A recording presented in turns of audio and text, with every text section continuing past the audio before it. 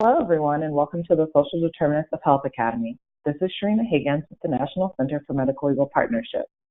In just a moment, I will turn this presentation over to my colleagues on the panel today. But first, I have a few housekeeping things that I would like to run through with you all. We have a large number of participants on the webinar, so you are all muted and will remain so during the duration of the session. On your sidebar on your webinar platform, you will see a space entitled Questions. If you have a question for any of our panelists today, please feel free to type them there and we'll get to those during the question and answer portion. If it is technical assistance related, I will answer those to the best of my ability. I'm just going to go ahead and navigate through some of our opening slides here so you can see some of the information that we have.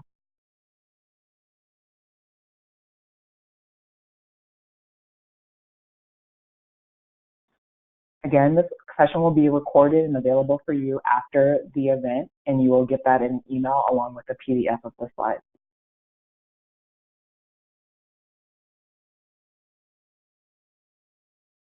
And here are our goals and objectives for the SDOH Academy. This is our final session of our 6-session virtual training series for the 2018 year. We will give you some more information about next steps of the SDOH Academy at the conclusion of this session. And again, I just want to thank all of our faculty, national cooperative agreements that have joined us for the SDOH Academy thus far. In today's virtual training, the topic is the road to sustainability for SDOH intervention, and we have panelists from CSH, National Association for Community Health Centers, National Nurse-Led Care Consortium, and Health Outreach Partners. And I'm going to go ahead and pass it over to our first presenter, Marcella.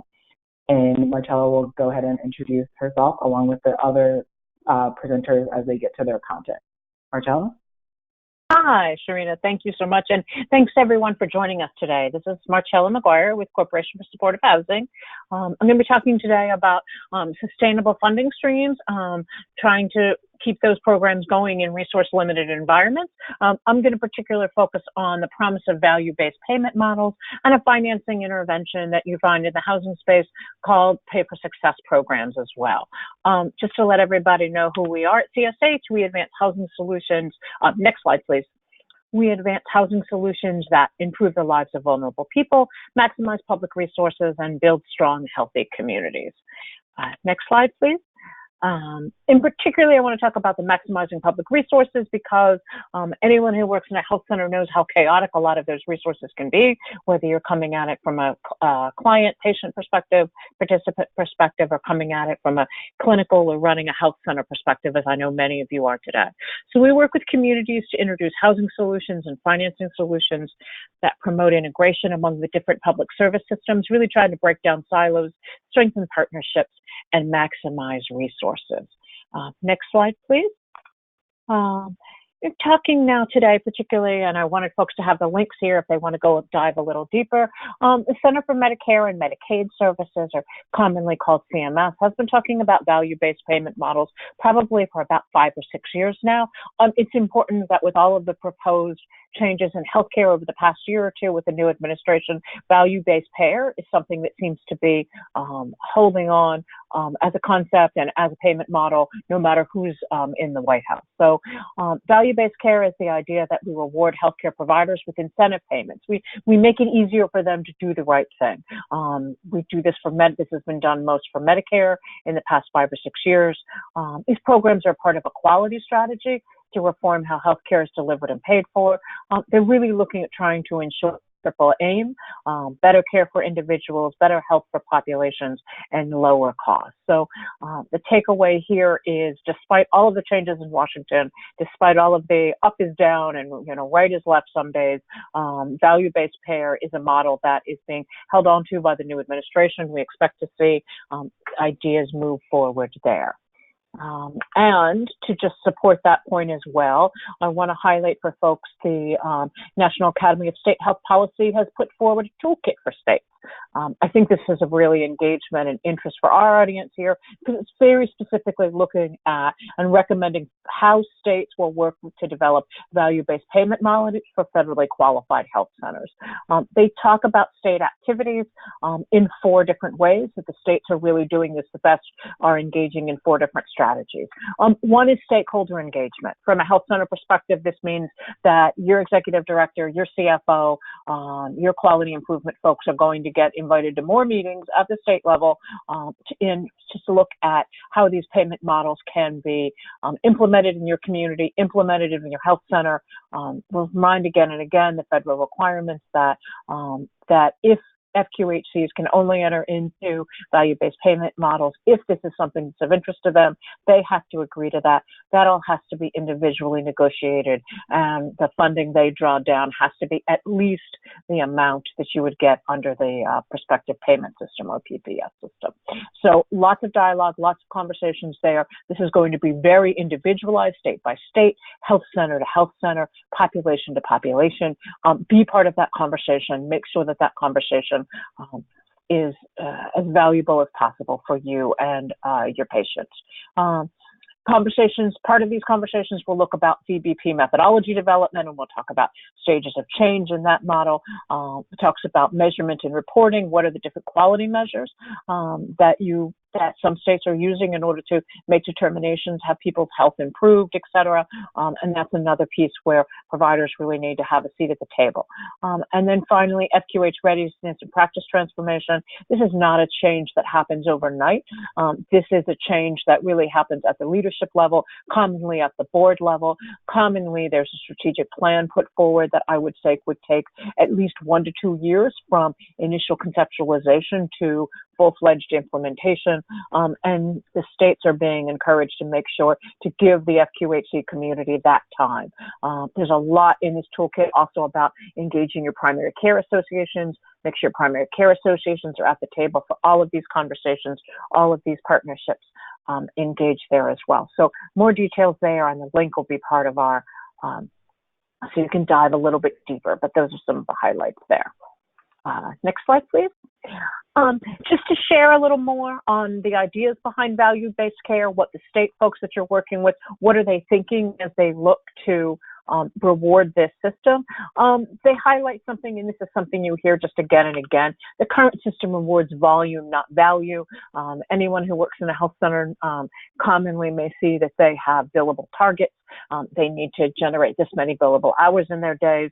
Sometimes the valuable things you do are billable, sometimes they are not, and you really have to shift your focus and shift your workflows into that billable focus. This is really trying to help people take a broader perspective and say, what can we do that improves the health of our patients? What can we do that improves the health of communities? Let's move away from just being focused on these billable hours and focus to value. The financial incentives in the current system aren't aligned to keep people healthy. They're aligned to do procedure after procedure. Sometimes that's good, sometimes that's not good. So the idea here is like, let's align the incentives in order to do the things that help keep people healthy. There's common agreement, even in the people that are experts in it, even the people that manage it, that the healthcare financing system is too restrictive. It inhibits you as providers from doing what works, prioritizes, as we said, solely what's billable. So the vision for a value-based system, and I think it often helps us to know what's the goal in our road, what's the destination here, and then we'll talk about some of the steps to get there. In a fully implemented value-based system, the system will look like this. Providers will track metrics around health rather than procedures completed, and you'll put more emphasis on looking at those metrics. How healthy are people? You'll have an infrastructure to rapid within a health center, within a hospital, within a health system, to have rapid cycle innovate, change your models, innovate your models, make tweaks, but also put forward the best ideas that work, and you'll have that time and space and that information that you need in order to make those changes. You'll have more flexibility as a provider to do what keeps people healthy, not just what generates more billable hours. You'll have an infrastructure. You'll have a data system within you as part of your electronic health record, as part of your workflow processes, in order to understand what work you're doing is having impact, what work you're doing is not having impact, and change your activities and workflows accordingly.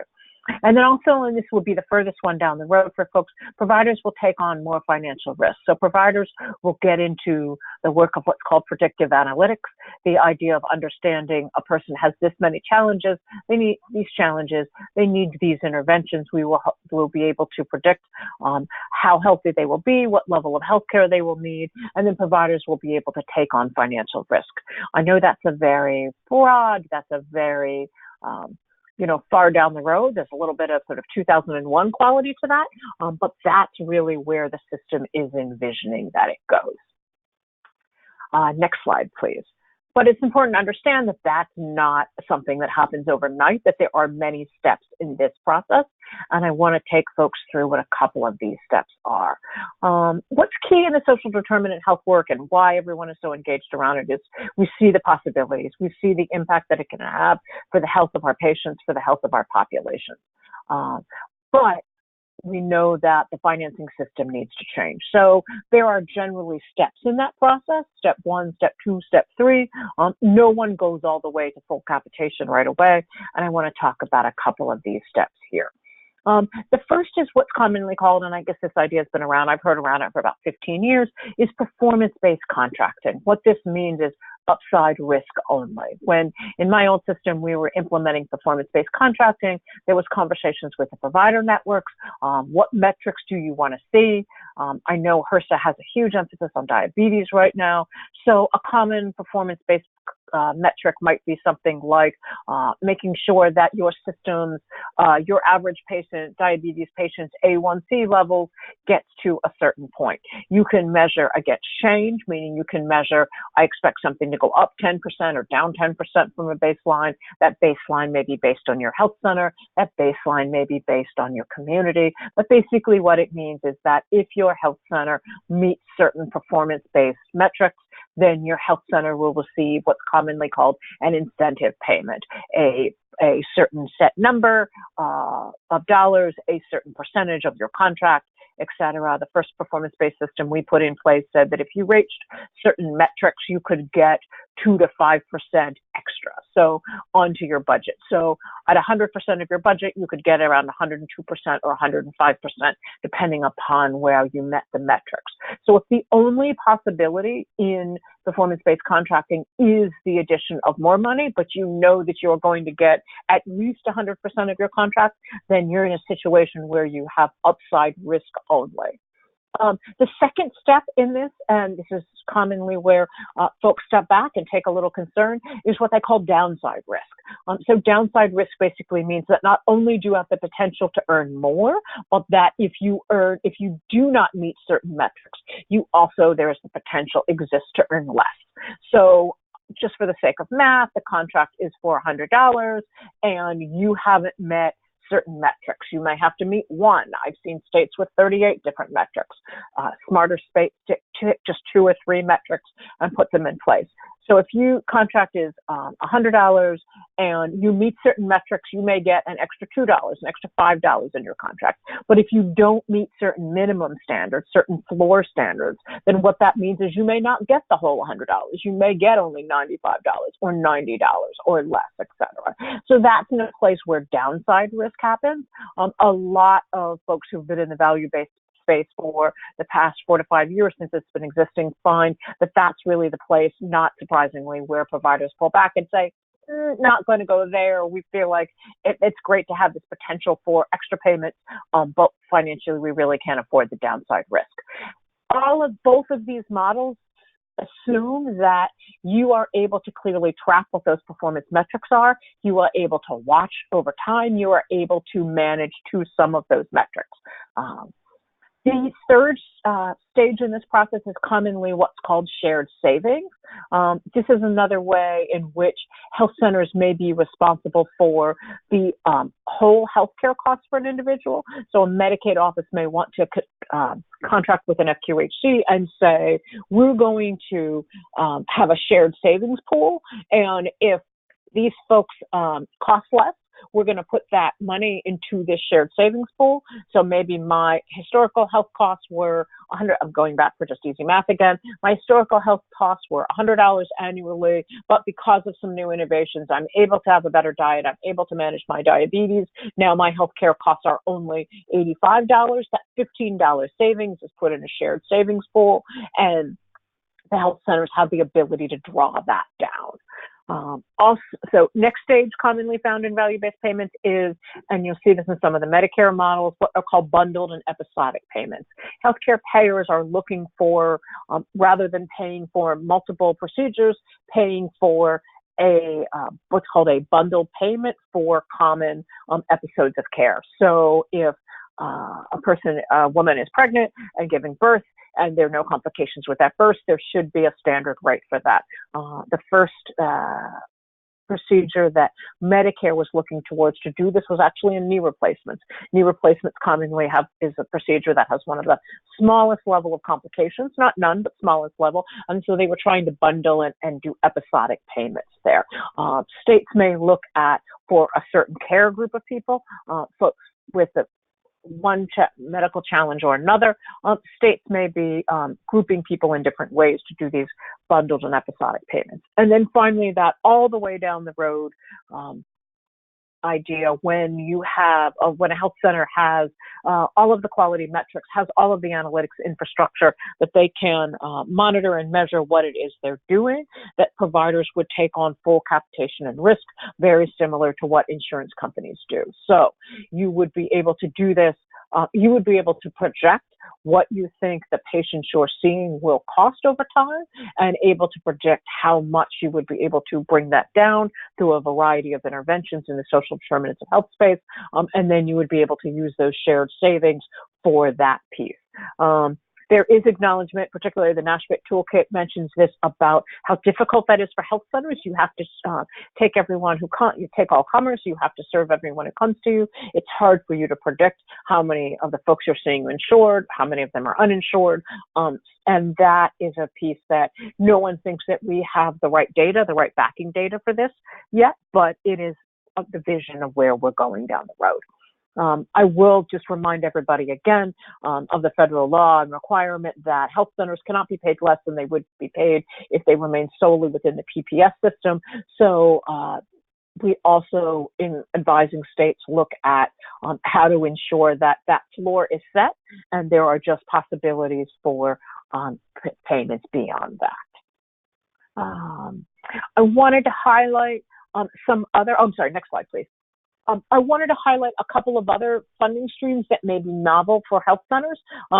These are also areas where health centers may not commonly be working with these funders, but these are areas where some of your social determinants of health work could really be considered as well.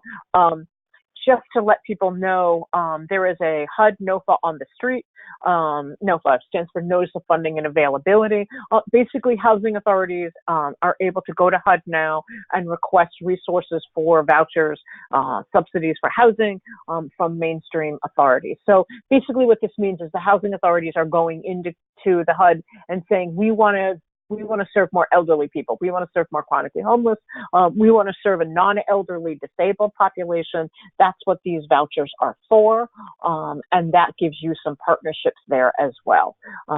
There's also possibilities when you engage with your housing authorities about some other partnerships possibilities. So if you don't know your housing authority, I highly recommend that you engage with them, try to build a partnership with them. My guess is they're trying to reach out to you right now as health center and health leaders in your community. That's a requirement for this grant, or strongly encouraged, not requirement, but strongly encouraged for this grant. So possibilities there. SAMHSA through states and commonly local county authorities has block grant funds, mental health block grant funds, substance abuse block grant funds. States are now trying very quickly to get out those opioid resources.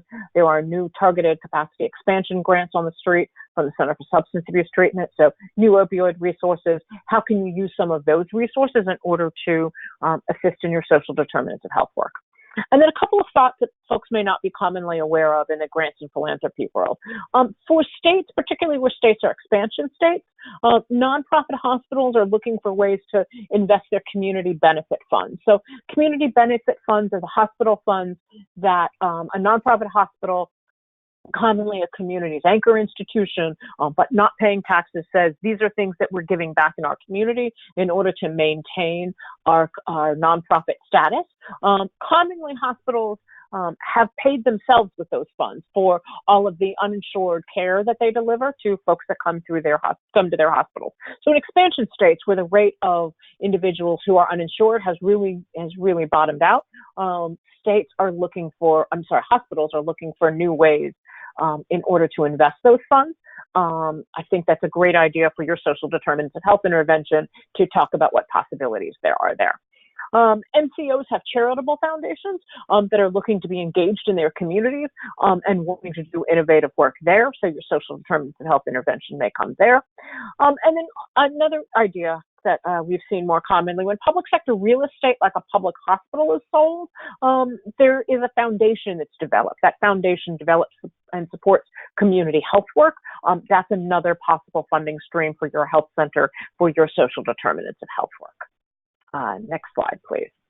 I'm going to spend the last couple of minutes with pay for success strategies. If your interventions had impact, you can document that. Social impact bonds or the pay for success strategy, all possibilities here. Next slide, please. Pay for success gives you a couple of pay for success. Helps you do more with what you already spend, helps you shift your current spend to prevention, and then helps you reduce what you spend in the future. This can really help prepare you for new value-based payment strategies that may be coming in your community. Just for time, I'm not going to go too deeply into that, but commonly this is a process that starts with a grant. It commonly starts with technical assistance. Next slide, please.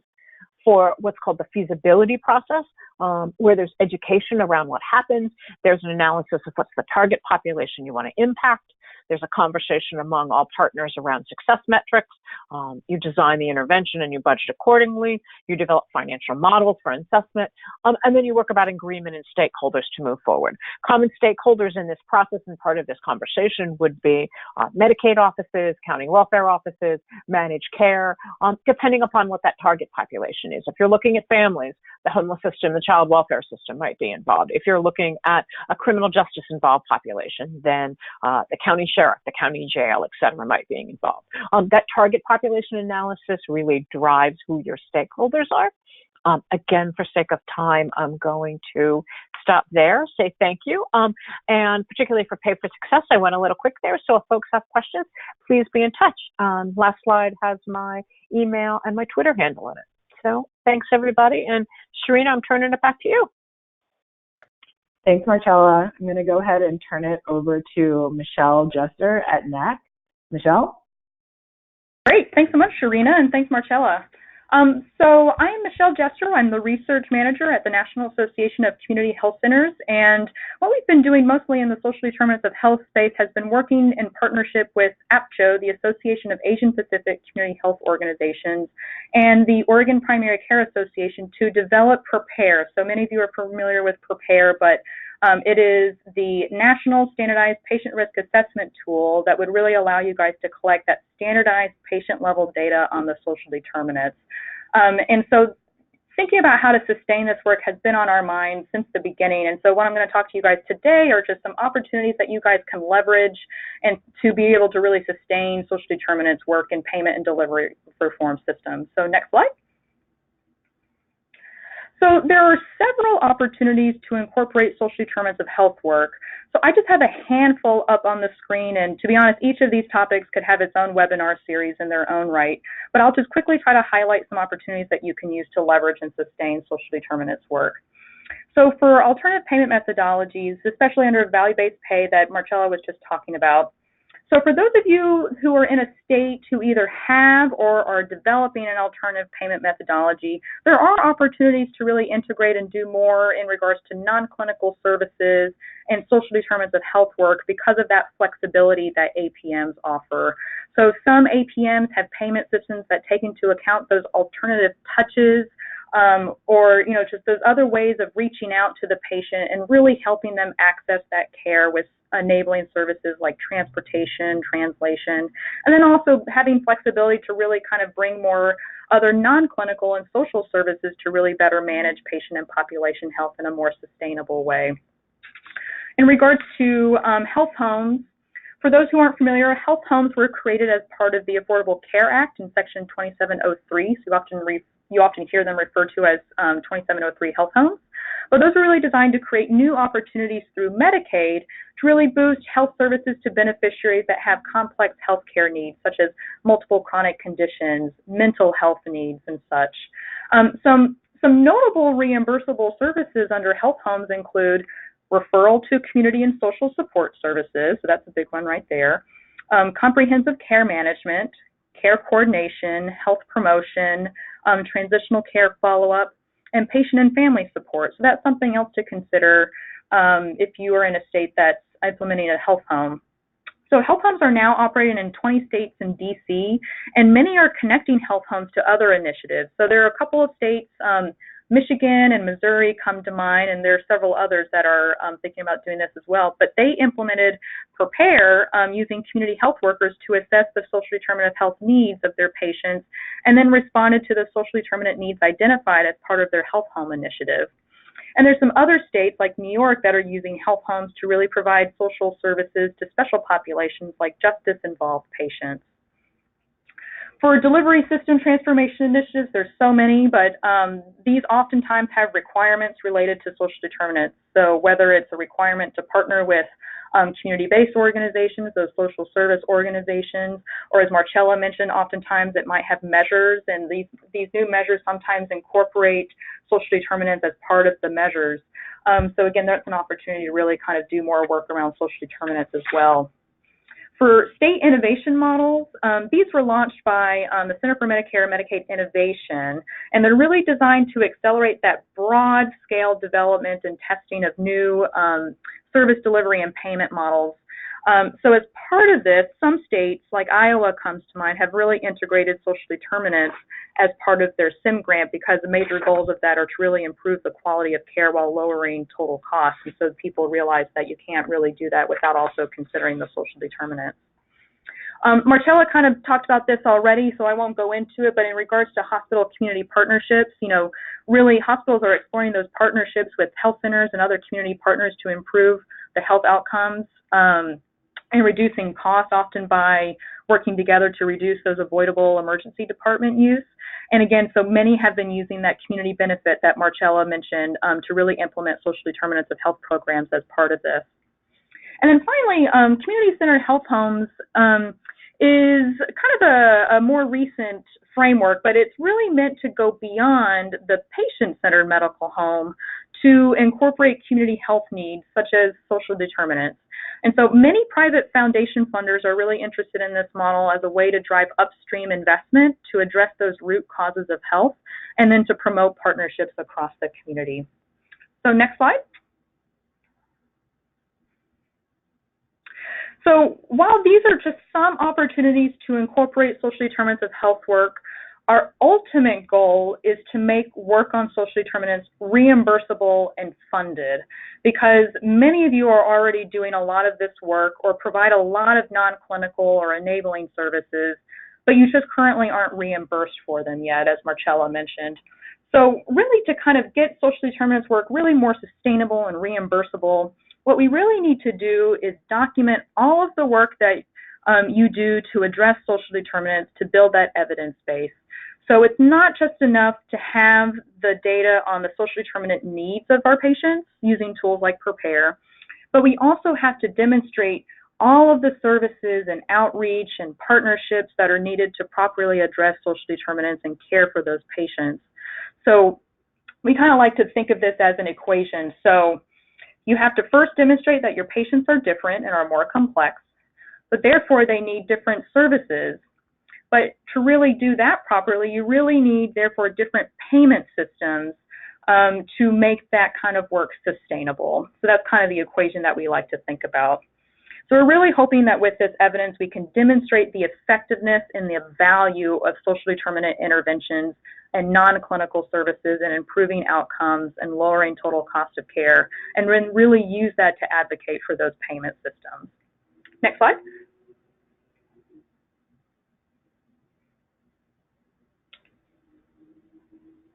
Perfect. Great. So here's just a smattering of things that your organization might do to respond to social determinants. One is first asking the questions to assess the social determinant needs. Next thing you might do is immediately kind of change the care or treatment plans based on the needs that are identified. You then may provide resources or a list of referrals to address those needs. You might also provide some enabling services to help people really access care. You might build partnerships with community-based organizations to provide those socially determinant interventions. And then finally, you'd be advocating for those services. Now, I know this seems like a lot, but luckily there are ways that you can really document many of these actions in a standardized way to really build that evidence base. So you can find it in Chapter 10 of our Prepare Implementation and Action Toolkit, which I'll provide a link at the last slide. But let's go ahead and go to the next slide. So I did want to mention that there is a way to already kind of collect this information. So AAPCHO, so the Association of Asian Pacific Community Health Organizations, years ago developed one of the first national standardized enabling service accountability protocols. They call it the Enabling Services Accountability Project. And what they did was that they came up with a list of enabling services that many of you guys probably already provide. So again, like case management, referrals, health education, interpretation, outreach, transportation, lots of those. And they came up with a standardized codification structure, which you can see. But then they also knew that it wasn't enough just to document the service that was provided, but also the intensity of the service. So how long was that service provided to meet the needs of that patient? So they came up with this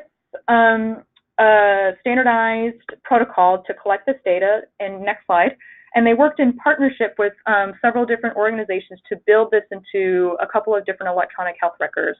So here I know it's a little small, but this is a EHR template for the GE centricity. So as you can see, it lists the various enabling services, and then the radio buttons correspond to how many minutes that service was provided. So it goes from as little as 10 minutes all the way up to 120 minutes or 2 hours. Next slide. There's also one for eCLINICALWORKS, and for those that are on eCLINICALWORKS, you know that there are a couple of ways that you can do this. This shows a smart form that's available, but you can also build this within your own structured data within eCLINICALWORKS, and if you're interested in that, feel free to reach out to me, and I can put you in touch with AAPCHO as well if need be. So next slide. So I know there are a lot of new and different delivery system and payment systems out there these days that it can really be daunting to think about how to successfully create or participate in these systems. So to help health centers really navigate and successfully participate in these new systems, so NAC has developed a number of resources and learning opportunities to provide individual health centers, the state primary care associations, and the regional health center control networks with the tools and the support that they need to really guide health centers along this value-based continuum. So these resources can really cover the basics of value-based care and payment reform, all the way to kind of like the technical nuances of an FQHC APM development or ACO accountability. So with that, the first one that you see on there is the Alternative Payment Method Academy. So this is really meant for PCAs, and it has a small cohort of PCAs that really takes you through the process of developing or enhancing an FQHC APM. So with this, you can have structured discussions, you'll meet face-to-face, and also be connected to industry experts who can provide state-specific consultations to advance that FQHC APM development. There's also an APM toolkit that's open to anyone. You can get it on the website that you see there in regards to, again, walking you through kind of all the nuances of developing an FQHC APM. And there are also some case studies on that website as well that kind of walk through different state FQHC APMs, including, I believe, Oregon's on there, California's on there, Washington's on there, and I believe there's one more. But if you're interested in more, feel free to reach out to our State Affairs Department. They're at state@nac.org for more information.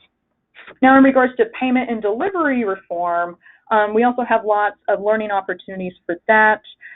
Those are really meant to kind of harness that collective knowledge and expertise on the ground and provide opportunities for those that are in this space to really kind of connect and learn from each other on topics ranging from managed care contracting to barriers you might be facing and kind of working together to troubleshoot common challenges. And then finally, there is a payment reform summit that NAC will be holding on Thursday, August 23rd in Orlando, Florida, as part of our Community Health Institute, and that is meant for PCAs and networks as well. For the ACO Academy, so that focuses on critical elements for successful participation in ACOs. So it's really meant on how you can have a better understanding to become more responsible for the total cost of care and then demonstrate the value associated with the model of care that you're providing. And then finally, I mentioned this earlier, but there's also our Prepare, Implementation, and Action Toolkit that you can see that has Chapter 10 on ways that you can track enabling services to really make that case. And then if you have any questions, feel free to reach out to me. I'm at mjester@nac.org. And with that, I think I will pass it on to Emily.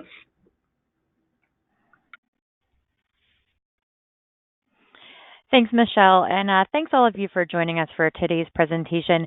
My name is Emily Kane, and I am a program manager here at the National Nurse-Led Care Consortium, and today I'm going to be talking about optimizing care teams for value-based payment. Next slide, please.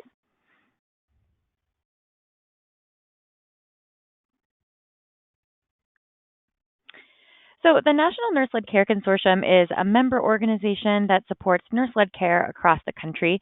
Our mission is to advance nurse-led healthcare through policy, consultation, and programs to reduce health disparities and meet people's primary care and wellness needs. Next slide. So I'd like to start with a poll to get a better sense of your familiarity and experience with team-based care. So Serena's going to bring up that poll for all of you. Does your health center utilize clinical care teams? So I'll just give you a few seconds to answer that, and we'll get the results. And then Serena, if you could share the results after so we can see. I'm going to close the poll in a couple of seconds. Okay, great. So we have, okay, so mostly yes, some no, and then not sure. I think it's always interesting to address the not sure because it sort of speaks to, taking inventory of what's going on at your health center. So we're going to kind of dive into, what team-based care means and why it's sort of relevant as we move into value-based care and relevant for keeping track of some of those social determinants of health. So Marcella and Michelle both described some of the national initiatives around value-based care, as well as the importance of delivering healthcare that's focused on quality and not volume. So it can be difficult to know where to start to prepare for a value-based care environment, especially if your health center isn't currently reimbursed for quality measures or isn't reimbursed for those SDOH encounters like Michelle described, or maybe isn't enrolled in a value-based contract or program. But one concept that can really help guide that towards value-based care readiness is team-based care. So Welp and Manzer define teamwork as the predominant form of work organization in healthcare. Their pillars of teamwork include clinician, occupational well-being, and patient safety. And I would argue that teamwork goes even farther. Teamwork, and specifically clinical care teams, address each of the elements of the triple aim that Marcella described earlier: better care, lower cost, and better health. So next slide, please. Team-based care is how we operationalize teamwork. So in team-based care, patients and families are positioned at the center of the healthcare experience, with clinical and other healthcare team members aligned with the patient's needs and goals. According to the National Academy of Medicine, team-based care is the provision of health services to individuals, families, and/or their communities by at least two healthcare providers who work collaboratively with patients and their caregivers to the extent preferred by each patient to accomplish shared goals within and across settings to achieve coordinated, high-quality care. So we can see a lot of social determinants of health language and ideas built into that definition, especially around patients, families, and communities, as well as those preferences that they have. Next slide. So one thing I want to highlight is the interconnectedness of your health center's culture of work and the quality outcomes that we'd like to see. So some of the questions to ask yourself might be, do staff at my health center understand their role on the care team? Is communication encouraged? Do we promote continuous learning for staff? These questions might illuminate the culture of teamwork that exists at your organization. And as we'll explore in more detail, teamwork is linked not only to patient outcomes, but staff satisfaction as well.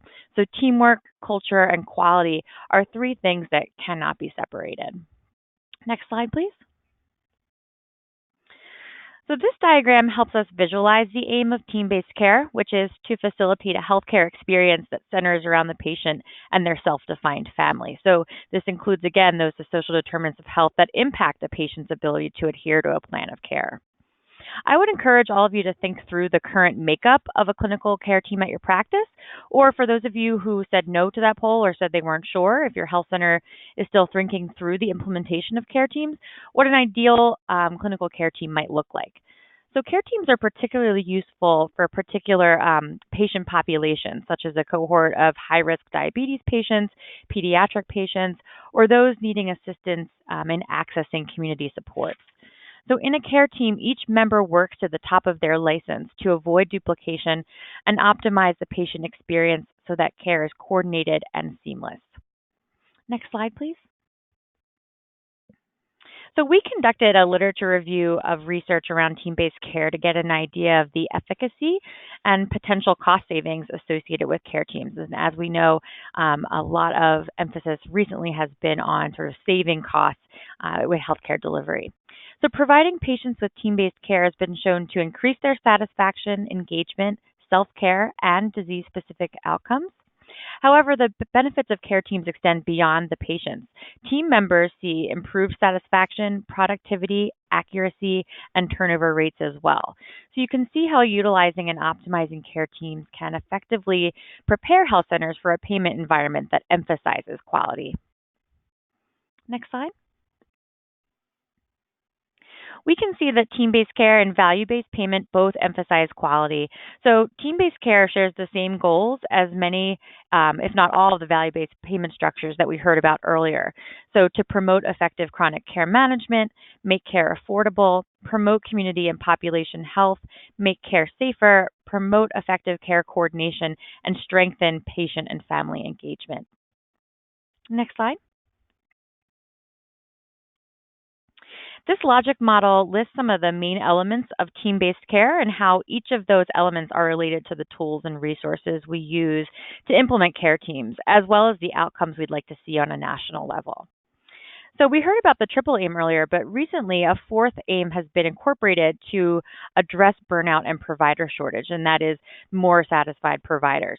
So enhanced communication, role optimization, and teamwork and patient engagement and continuity of care each play a role in the achievement of better care, lower costs, and more satisfied patients, and then again, more satisfied providers. Next slide. So what can you do to build a culture of team-based care at your health center?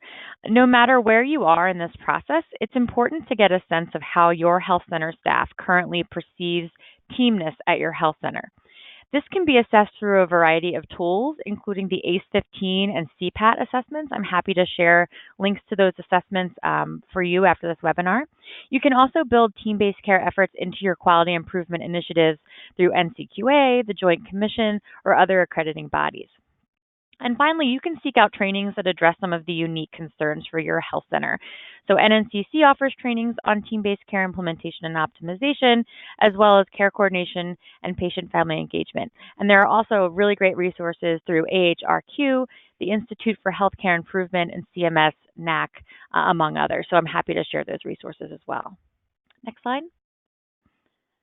you can skip through those references, Sharina, although I'm sure everyone will thoughtfully peruse all of these references after the webinar. But, I'd like to thank all of you again for participating today in this presentation, and please don't hesitate to reach out to me with any questions. So with that, I'd actually like to turn it back over to Michelle. Great, thanks, Emily. Great, so I wanted to also talk to you guys about some other ways for sustaining social determinants of health work by cross-training your staff. So perfect, next slide. So as Emily demonstrated, it's really important to have non-clinical staff as part of your care team to really help respond to social determinants of health information, as they are the ones that are likely most familiar with the available community resources, eligibility requirements to access those resources, and whatnot. But if you only have a certain kind of non-clinical staff, so some of you may have outreach and enrollment workers but don't have community health workers, some of you may have eligibility assistant workers but not the others, and some of you just may have community health workers. There are different variations of having non-clinical staff. But if you only have a certain kind of non-clinical staff, you can consider cross-training those staff and really integrating the roles that are often taken by these different non-clinical staff. Because in a sense, the outreach and enrollment workers, eligibility assistant workers, and community health workers all have really common competencies, and they're all focusing on addressing social determinants of health in one way or another. Eligibility assistant workers focus on insurance and other kind of eligibility programs. Outreach and enrollment are really looking to go out in the community and really help patients access care, so doing a lot of enabling services. And same with community health workers as well, building that relationship with the patients, having knowledge of the resources in the community and be able to make those warm handoffs for them. So this is a real opportunity to leverage those common competencies and skills across these staff to really enhance each of their roles and really sustain that work. And as you can see in the diagram to the right, a lot of these common competencies include, first and foremost at the center, having trusted relationships with patients and having knowledge of the community. But then some other skill sets include communication, engagement with the patients and building capacity with patients, providing culturally appropriate education, providing coaching and social support, providing service coordination and navigation, and finally engaging in advocacy as well. So by cross-training staff, this really allows staff to grow and learn new skills, which often increases staff satisfaction. And then it saves your organization from having to go through the process of having to hire new staff. And it really increases team collaboration as well. So next slide, please. So a couple of state primary care associations, Michigan and Alaska in particular, have done some really innovative work in this area to think about ways to really cross-train these different non-clinical staff. So it often involves, first and foremost, kind of that cross-training aspect. So you would want to cross-train these staff in community health worker core competencies. You'd want to cover health coverage enrollment in this training, and then you'd also want to talk about outreach and education components as well. And after you cross-train these staff can then start building relationships with those community social service partners. They can then, once they know what's available in the community, they can then build that comprehensive referral list of resources that your organization can then have. Once they're cross-trained, they also should all have the skills to be able to assess patients' social determinant needs in a very empathic inquiry or motivational interviewing type of way that really incorporates active listening and re-emphasizing patients' strengths in the midst of everything that they're facing. Once they assess the needs, they are also qualified and capable of making those referrals and coordinating those non-clinical social services for patients.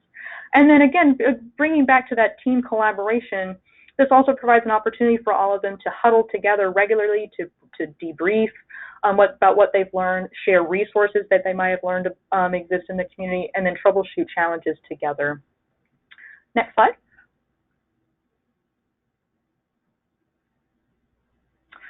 So just a quick example, this is from the Alaska Primary Care Association, but they have a community health worker apprenticeship program. So they designed this with eligibility assistant workers and outreach and enrollment workers in mind, but it's essentially a one-year distance learning program. So each week, attendees will meet for 1 hour remotely. for distance learning, and everything is remote. So the training is remote and the final exam is remote. So that way the attendees never really have to leave their community to receive that certification. So something to think about in regards to ways to cross-train your staff. Next slide. And then I just wanted to put up some resources where you can find more information on, we have the Michigan program, we have the Alaska program, and then finally NAC also did an issue brief on this topic as well that will go into more detail as to the benefits and the nuances of developing such a program. So with that, I believe I will turn it over to Kristen. Thank you so much, Michelle. Hi, everybody. My name is Kristen Steimanoff. I am currently interim CEO at Health Outreach Partners, and I want to spend the last few minutes talking to you about demonstrating the business value of outreach and some tools that we've developed to help you do this, and more specifically, help you figure out how to work toward that sustainability for your SDOH interventions. Next slide. As you might imagine, at Health Outreach Partners, we talk a lot about outreach, and different people define it differently. Our definition is very broad. It includes facilitating access to healthcare and bringing care directly to the community, but it also includes facilitating access to social services and helping people become active partners in their care. And it also includes increasing the broader community's awareness of the presence of underserved population. So there's often an advocacy component in what outreach teams are doing. Activities can include things like transportation, health education, case management, but they can also include facilitating access to a food bank or a homeless shelter or job training services or ESL classes, or getting involved in community gardens. It can really run the gamut. And making the mission case for this kind of outreach has always been pretty easy. Health centers, especially that serve very isolated people, including agricultural workers and individuals experiencing homelessness, these health centers really get that outreach is often the very best way of connecting with people and getting them the care they need. But it can be a lot more difficult to make the business case because, as you've heard the others mention, many of these services are not reimbursable, and the impact of outreach on health center revenues really isn't well documented or well understood. So these programs can be really limited, can be really susceptible to limited funding in the first place or budget cuts. So we wanted to create something that could really help health center business makers quantify the potential financial impact of having a strong integrated community health outreach program. And when I say integrated, I mean integrated with the broader goals and objectives of the health center. I wanted to bring this information to you today because I know that so much of what health center outreach programs do really are those interventions that address people's social determinants of health, people's life circumstances that impact health. And so I hope that as you think about sustainability for these incredibly valuable programs, these tools can help you make the case a little more forcefully and a little more knowledgeably for the important work you're doing. Next slide. I told you we wanted to develop something that would help decision makers quantify the business value, and so we developed our Outreach Business Value Toolkit, and it has several components. And the first component is the strategic framework. I'm going to show you a whole busy visual of the strategic framework in a few minutes, but right now I just want to walk through the first part. The first three sections of the strategic framework are the inputs or costs, the activities, and the outputs. The inputs are those potential resources that you'll need to invest in an outreach program and the related costs in order to get anything out of it. So things like personnel, of course, the cost of transportation if you provide it or if you use it to get out into communities. So what are you spending on vehicles, on insurance, on gas, on upkeep? And then supplies. What kinds of things are you buying and keeping stocked in order to fully implement your activities? The next portion of the framework is the outreach activities. That includes the full scope of activities associated with an outreach program. I mentioned several earlier. I'll mention a few more now. I will say no one health center does every single one of these things, but you may do several things, and you may do it under an outreach program or under various programs. But activities include patient recruitment, outreach and enrollment, clinical services outside of the health center setting, building community relationships. These are all things that outreach programs traditionally do spend a fair amount of time in. And it's very in line with what Michelle was just describing when she was talking about cross-training and integrating outreach and enrollment and community health work into the broader activities of the health center. The last section that I'll talk about right now about in our strategic framework are the outputs, and these are what the potential results of outreach activities might be. So of course it depends on what you have people doing, but results might include new patients, both insured new patients and uninsured new patients. They might include more appropriate utilization of primary care and less inappropriate use of emergency departments. And outputs might include increased trust in your health center and increased brand recognition for your health center. So there are all kinds of things that can result from taking part in these activities. Next slide. The toolkit also includes 4 financial calculators, and the purpose of the calculators is to show the potential financial return on investment for certain activities that outreach workers can fulfill. There are 4, as I said. One is an outreach and enrollment calculator. There's a clinical efficiency calculator, an alternative payment model calculator, and an avoided costs calculator. What you're looking at right now is the first part of the outreach and enrollment calculator. All of the calculators have data points. You have to enter existing data as well as make some assumptions. So for the outreach and enrollment calculator, the data points include the number of patients in your health center who are currently insured, the number who you think are eligible for coverage but aren't yet enrolled in health coverage, the number of new patients you think you can bring in every year, and then projections regarding the percentage of these new patients you think will be insured or uninsured, and your reimbursement rate per visit depending on someone's insurance status. So these are all data points that go into the calculator. Next slide. Once you go through the process of entering all your data, you get a summary and analyses report that shows the potential return on investment based on the inputs and assumptions that you entered and made. So this screenshot shows the analysis part from a clinical efficiency calculator. And the results here show a potential return of about $148,000 for a health center that dedicates approximately 2.3 outreach staff members to help with appropriate activities that providers are currently doing, but that could be delegated to someone else. So it shows the amount of time that providers save on these visits, the amount of time that outreach workers spend or other staff in your health center. This doesn't have to be an outreach worker. You can use these calculators with other roles. It also shows the amount of money that the health center invests in these non-clinician roles. And then the return comes from the revenues that are generated as a result of providers being able to see more patients because they've saved some of their very valuable, very specialized time by giving some of the work that could be done by a different type of staff member to a different staff member. Next slide, please. So this is the full outreach business value strategic framework. I know it's busy, but I wanted to give you a chance to see how it all fits together.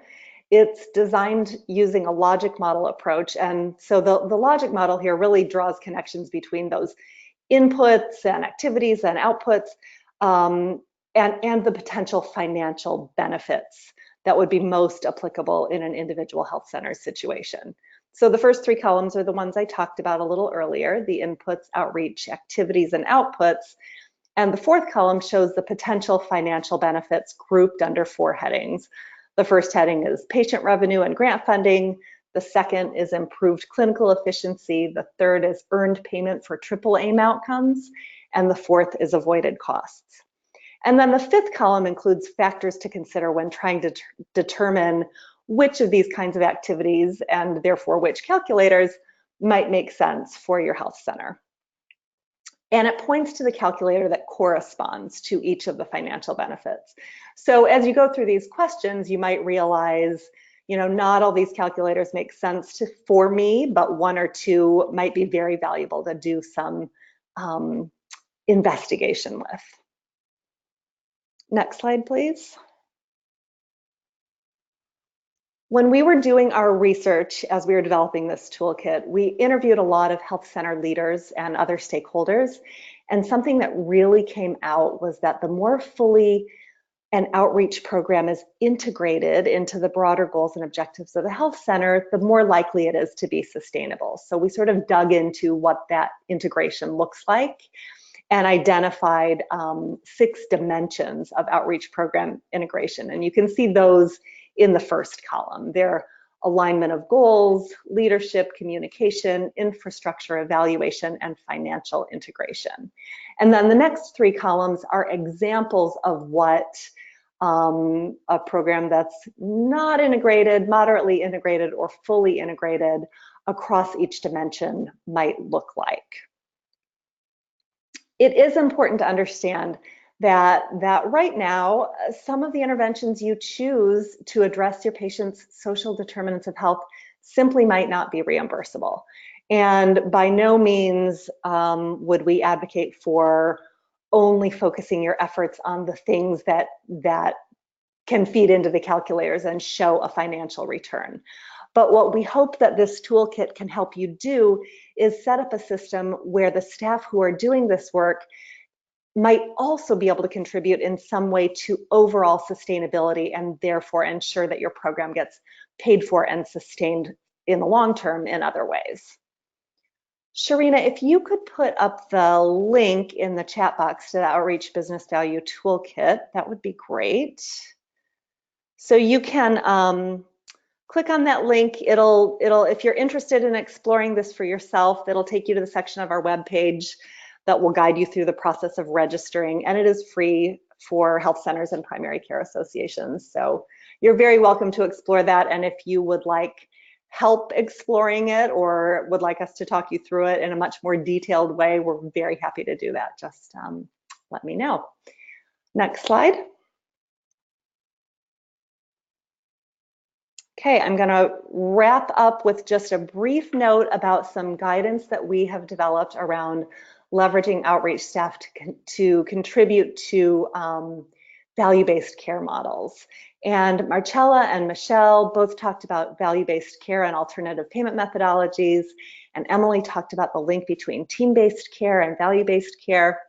You'll recall that one of the potential financial benefits I showed you of an integrated community health outreach program was that the outreach team could help the health center earn payment for triple aim outcomes. So the calculator, one of 4 calculators, does focus on this, and it specifically goes where outreach staff can contribute to sustainability through involvement in unique service delivery models and alternative payment arrangements. And this resource goes more deeply into that and gives insight into specifically what that can look like. We drew examples directly from health centers that are doing this work in areas like case management and care coordination, home visits, and encouraging screenings.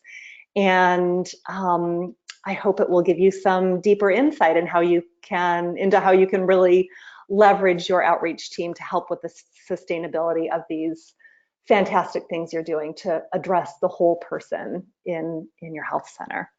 No registrations needed for this. Sharina, if you can put the link to that resource in the chat box, you can just click it, download it, and look it over if you're interested. So that wraps it up for me, and I really look forward to the discussion portion of our time today. Thank you, Kristen, and thank you to the whole panel. We really enjoyed all the content that you all shared with us today. This is now our portion for question and answer, so I would like to welcome all participants to send any questions that you may have for any of our 4 presenters today. You can do so by putting that in the questions box, As you can see in the chat box, we have shared some of the links that some of our panelists have referred to during their sections, and those will be available via the follow-up email as well. So please stay tuned for that along with the recording of the session. But I'm just going to give you some time to chat in the chat box. Let us know if you have any questions. And I'm also just going to welcome in our panelists today, Marcella, Emily, Michelle, and Kristen. If anybody has any additional content that they just wanted to clarify, or if you had a link or anything that you wanted to share or any other resource that you wanted to provide during today's session, you can use this time now while we await additional question and answer.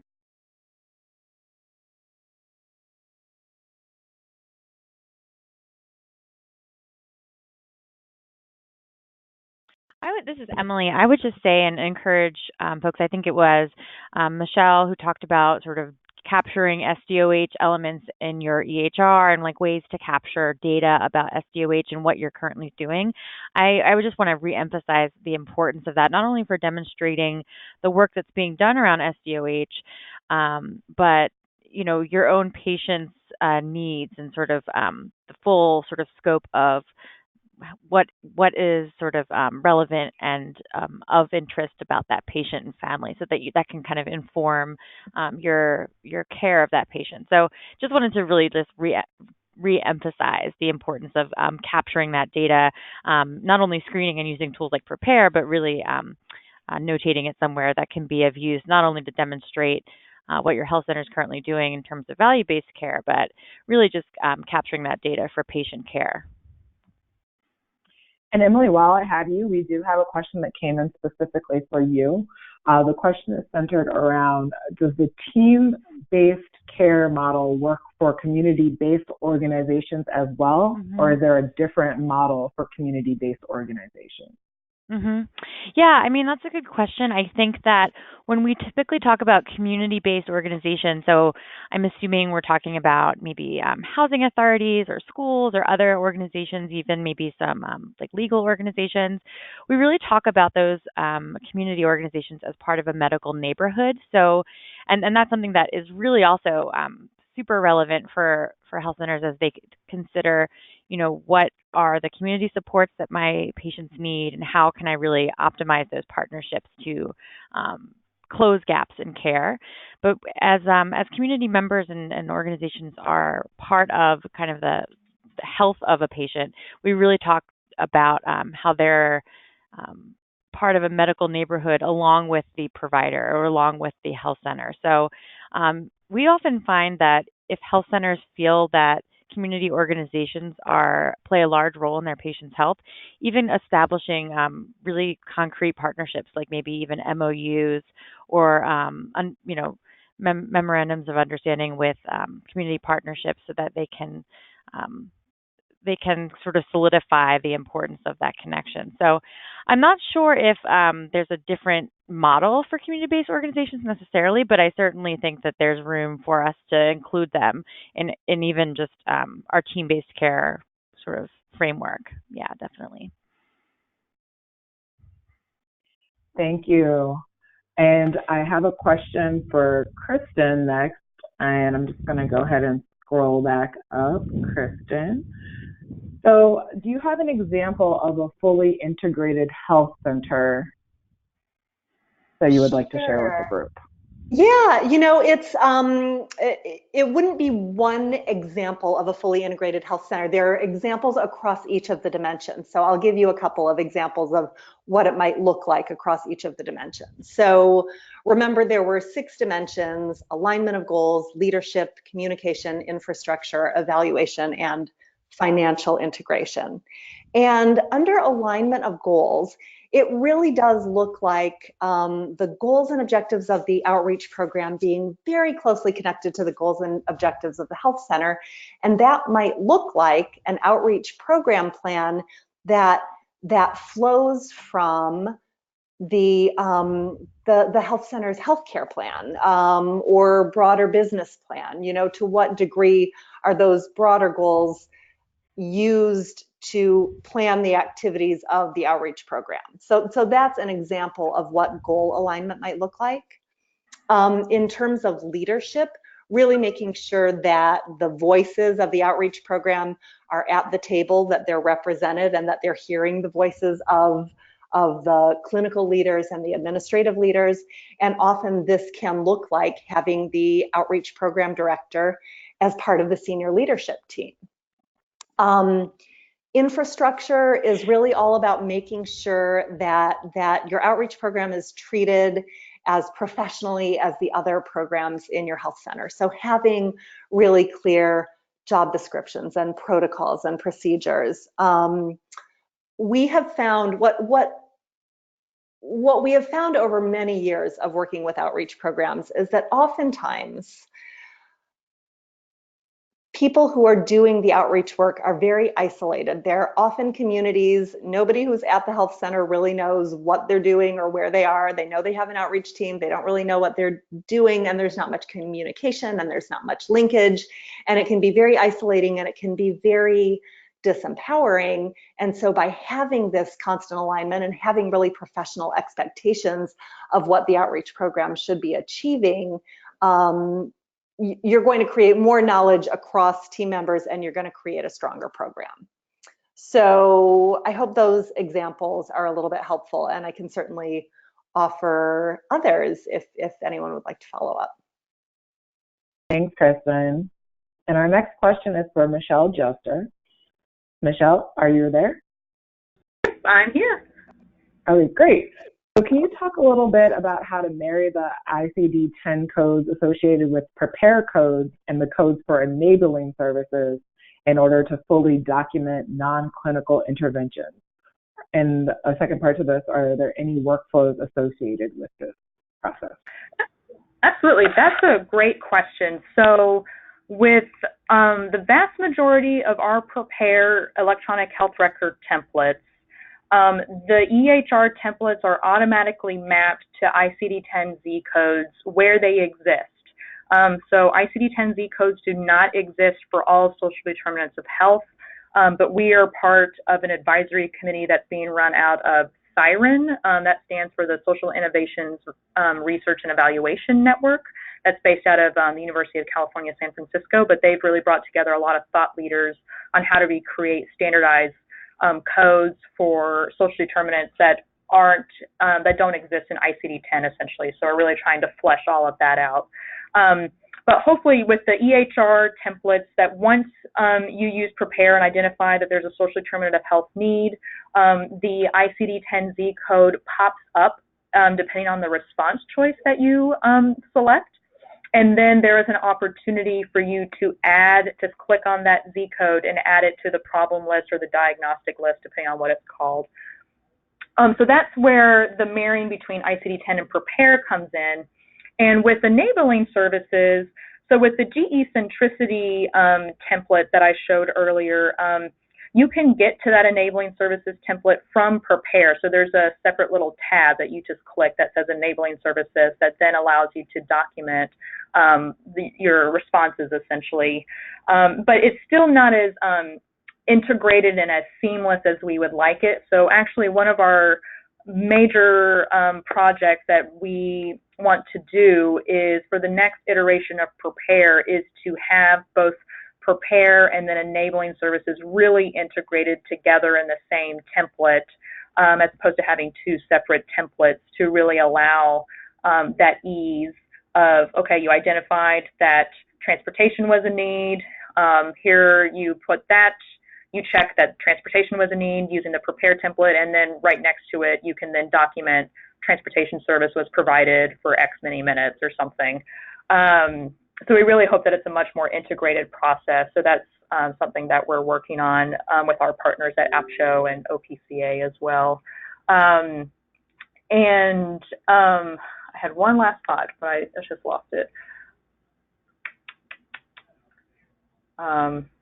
I will stop there. I'm sorry, I can't remember that last thought that I had, but we also have a crosswalk. If you are on an electronic health record system that we currently don't have a prepared template for, we have an Excel file that crosswalks all of these codes together. You can find that as part of our Prepare Implementation Action Toolkits in Chapter 6. But if you have a hard time finding it, definitely feel free to just email me, and I'm happy to send it to you. Thank you, Michelle. And I just want to welcome Marcella back in. Marcella, if you want to just give a little bit of background about the links that you shared in the chat box. Sure, just getting off mute.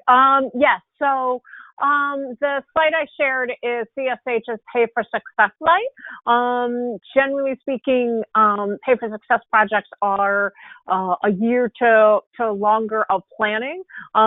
And there's technical assistance that's really helpful to bring together community-wide stakeholders and develop a shared vision and goals for that project, do a lot of the pieces we talked about in the feasibility assessment. And so there are resources that explain what Pay for Success are. That's where we'll share resources when we've got grants that communities can apply for technical assistance in order to help them take them through that shared develop the feasibility process, et cetera. And so if folks are interested in, what's a social impact bond, what's Pay for Success, how is this related to value-based payments, you'll find some basic reading there. And then if this is something you want to pursue further, there'll be links to ask us questions, or hopefully we have one right on there right now for health-related work and justice-involved populations, so that folks could apply for that as well. Thank you so much. So it looks like those were all the main questions that we had so far. I will be following up with participants with the slides, and all of the presenters' contact information are available on the slides as well. So if you have any additional questions, please feel free to reach out. We just have one more thing that we wanted to preview for you all. I know a lot of people have been asking about what the next steps are for the SDOH Academy Learning Collaborative. Will be the next thing that we will be working on within this group. So following this session, you're going to be getting a brief evaluation, and we're going to ask you if you're interested in learning more about our learning collaboratives that we will have planned for the 2018-2019 year. You can see here some of the topic areas that we hope to run around these learning collaboratives are as follows: addressing SDOH in rural areas, training health center workforce to address SDOH, leveraging Medicaid policies to address SDOH, and developing cross-sector partnerships to improve health outcomes. So you'll see an application coming for that in the fall of this year. Please stay tuned, and we'll give you some more information about that. You can keep up to date on everything SDOH Academy on our SDOH Academy homepage that I'm just going to pop right back into the chat box for your reference. And this will be sent to you in an email follow-up as well, so you always have that information. But our learning collaboratives will be open exclusively to federally qualified health centers, health center control networks, primary care associations, and health center lookalikes. So if you fall under those categories, please, please, please let us know if you're interested in the upcoming learning collaboratives, and we would love to have you as a part of those teams. And again, those are going to be run by our NCA partners, many of which that you have already been introduced to on this learning collaborative, on this SDOH Academy virtual training series, and they'll be returning and giving their insights and expertise on the upcoming learning collaborative, And that about wraps it up for our SDOH Academy virtual training series for the 2018 year. We've had a great time working with everybody, and we really appreciate all the feedback and comments that we've got to improve upcoming sessions and in the next iteration of this. So please feel free to, again, fill out that survey that's going to come right after this session is wrapped. So thank you so much. Thanks again to all of our presenters, and we look forward to hearing from you in the future. Have a great day. Thanks. Thanks, everyone. Thanks, everyone. Thank you. Bye.